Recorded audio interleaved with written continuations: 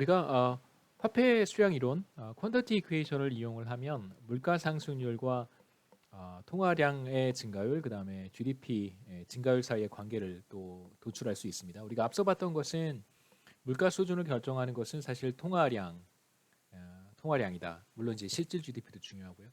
여기서 보려고 하는 것은 인플레이션율을 결정하는 것은 무엇인가를 살펴보는 것입니다. 그래서 퀀터티 티오리와 인플레이션 사이에 이제 인플레이션에 대해서 퀀터티 티오리가 어떠한 이야기를 해줄 수 있는지 보도록 하죠. 화폐 수량 이론으로부터 인플레이션을 도출하기 위해서 이제 우리가 t 시점에서의 수량 방정식을 퀀터티 이퀘이션을 t-1 시점의 퀀터티 이퀘이션으로 한번 나눠 보겠습니다. 그래서 이렇게 나눠주면 되겠죠. 우리가 화폐 유통 속도 v는 항상 일정하다고 했기 때문에 여기서 이렇게 지워 주었고요.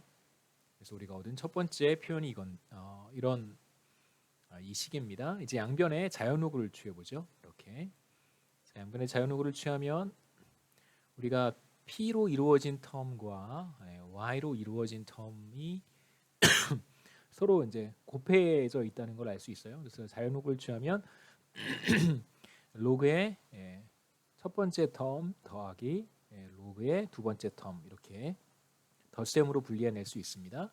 그래서 로그의 mt 오버 mt-1은 로그의 바로 이게 이제 인플레이션율이 되겠죠. 인플레이션율. 그다음에 이제 마지막 텀은 실질 GDP의 증가율이 되겠습니다. 한번 보시죠. 자, 우리가 t기와 t 플러스 1기 혹은 뭐 t 마이너스 1기와 t기 사이 변수의 비율의 자연호구를 취하면 그것이 그 변수의 증가율 혹은 성장률이 된다고 이야기를 했었습니다. 그래서 보시면 t-1기와 t기 사이의 물가 상승률, 다시 말하면 이제 인플레이션율이 되는 것이고요. 그냥 단순히 죄송합니다. 단순히 인플레이션이라고 이야기해도 괜찮고요. 인플레이션율이라고 해도 괜찮습니다. 둘 다 같은 표현이니까 물가 상승률, 인플레이션율 다 세 단어가 같은 의미를 갖기 때문에 그냥 아무렇게나 사용하셔도 괜찮아요. 그 다음에 이제 t-1기와 t기 사이의 통화량의 증가율, 머니 그로트 레이트 될 것이고요. 그 다음에 이제 마지막 텀은 t-1기와 t기 사이의 GDP의 증가율, 우리가 지금 대문자 y를 실질 GDP라고 불렀습니다. 그래서 여기서 화폐 유통 속도는 매 시점 일정하다고 가정한 것이고요. 이제 변수를 살짝 바꿔서 보시면 인플레이션은 통화 증가율 마이너스 GDP 증가율이다 라고 우리가 이와 같은 식을 얻었습니다. 이제 다른 표현을 이용하면 자, 우리가 물가 상승률을 일반적으로 앞에서 식에서 봤던 것은 t-1기와 t기 사이의 물가 상승률이지만 일반적으로 물가 상승률이 일정하다고 한다면 장기에 롱런에 물가 상승률은 이제 통화량의 증가율, M의 증가율이었었고요. 마이너스 실질 GDP의 증가율이었었습니다. 그래서 우리가 퀀터티 이퀘이션을 t기와 t-1기로 나눴을 때 얻을 수 있는 결과가 장기의 인플레이션율은 통화량의 증가율 마이너스 실질 GDP의 증가율이다. 이러한 표현을 이제 얻을 수 있다는 것이죠. 그래서 아까 앞서서 제가 간단하게 어떤 말씀을 드렸었냐면 들어가 보시죠. 15페이지에서 우리가 퀀터티 이퀘이션을 이렇게 표현하면서 장기적인 관점에서 물가 수준을 결정하는 것은 통화량이라고 하는 것이고요. 그 다음에 실질 GDP가 늘어나는 속도보다, 그러니까 분모가 커지는 속도보다 분자가 커지는, 그러니까 MT겠죠.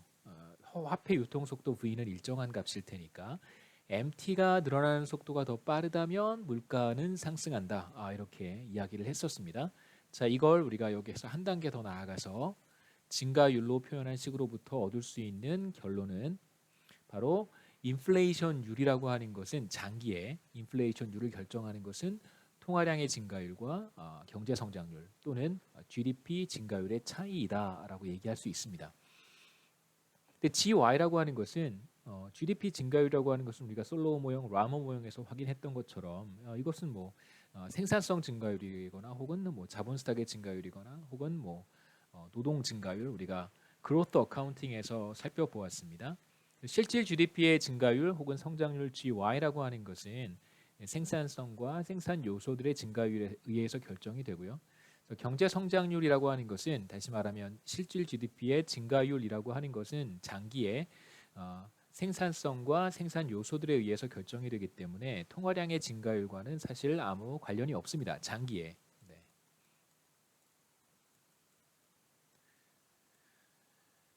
그래서 장기의 인플레이션율을 결정하는 것이 무엇이냐라고 한다면 물론 GDP 증가율이 중요한 역할을 하는데요. 실제로 중앙은행이 통화량을 조절하기 때문에 중앙은행이 통화량의 증가율을 그러니까 너무 통화량을 빠르게 늘리거나 혹은 통화량을 비교적 뭐 느리게 늘리거나 통화량을 오히려 줄이거나 하는 이러한 의사결정으로 인해서 장기 인플레이션율이 결정될 수 있다. 그러니까 사실은 이거는 외부적으로 결정된 것이고 정책 당국이 중앙은행이 사실 이 GM이라고 하는 것을 통제할 수 있잖아요. 통화량을 지나치게 빠른 속도로 늘린다면 그렇다면 물가 상승률, 인플레이션율은 상승한다 이렇게 우리가 얘기할 수 있습니다. 그래서 간단한 예를 하나 생각해 보시면 중앙은행이 통화량의 증가율을 6%로 정했다라고 한번 해보죠. 그 다음에 장기 경제 성장률 혹은 GDP 증가율은 연간 4%다라고 한다면 통화량은 6%로 증가하고 그 다음에 GDP는 4%로 증가한다면 이 둘의 차이인 2%가 물가 상승률이 된다는 것입니다. 그래서 인플레이션은 통화량이 상승한 만큼 통화 증가율이 상승한 만큼 상승한다 이렇게 얘기할 수 있겠죠.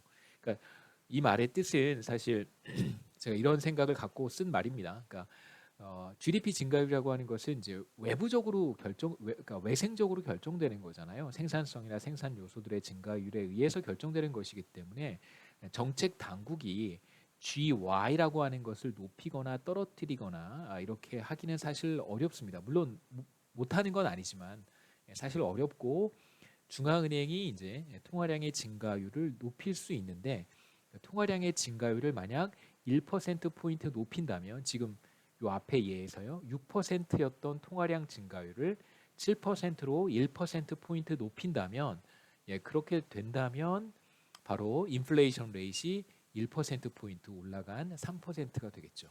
이런 뜻입니다. 그렇다면 정말 통화량의 증가율과 인플레이션율 사이에 이렇게 이제 사실 원투원 관계가 있는지 그러니까 통화량이 1% 통화량 증가율이 1% 상승하면 인플레이션율이 1%포인트 상승하는지 이러한 관계가 실제로 나타나는지 한번 우리가 데이터를 통해서 살펴볼 텐데요. 그러니까 사실 완벽한 관계는 나타나지 않지만 그렇다고 해서 관계가 데이터에서 보여주는 결과가 그렇게 실망스럽지도 않습니다. 자, 이 그림은 제가 66년부터 2019년까지 우리나라 데이터를 한번 평균을 내본 건데요. 보시면 1960년대 각각이 이제 한 점이 10년간 평균이라고 생각하시면 되겠습니다. 그래서 이 점이 의미하는 것은 뭐냐면 60년대 여기서 이제 6, 7, 8, 9, 10, 5년이네요. 5년간 평균 통화 증가율, 그다음에 5년간 평균 인플레이션 레이트를 점을 찍은 것이고 60년대, 70년대, 80년대, 90년대, 2000년대, 그다음에 2010년 여기 한번 죄송합니다. 여기 한번 보시면 2010년대에 평균 통화량의 증가율이 이만큼이었고요. 그 다음에 평균 물가 상승률이 이제 이만큼이었다. 전반적으로 그림을 보시면 10년씩 제가 묶어서 그림을 그렸지만 대체적으로 이제 이러한 관계가 나타난다는 걸 우리가 확인할 수 있습니다. 그래서 평균적으로 통화량의 증가율이 높을 때 물가 상승률이 높은 것으로 나타납니다. 그 다음에 이제 전 세계 데이터를 제가 한번 159개 데이터입니다. 확인해 봤는데 159개 데이터에 대해서도 통화량의 증가율이 높은 국가가 평균적으로 인플레이션율이 높다는 것을 확인할 수 있었어요. 데이터는 1990년부터 2018년까지 데이터를 제가 사용을 했습니다. 그래서 평균적으로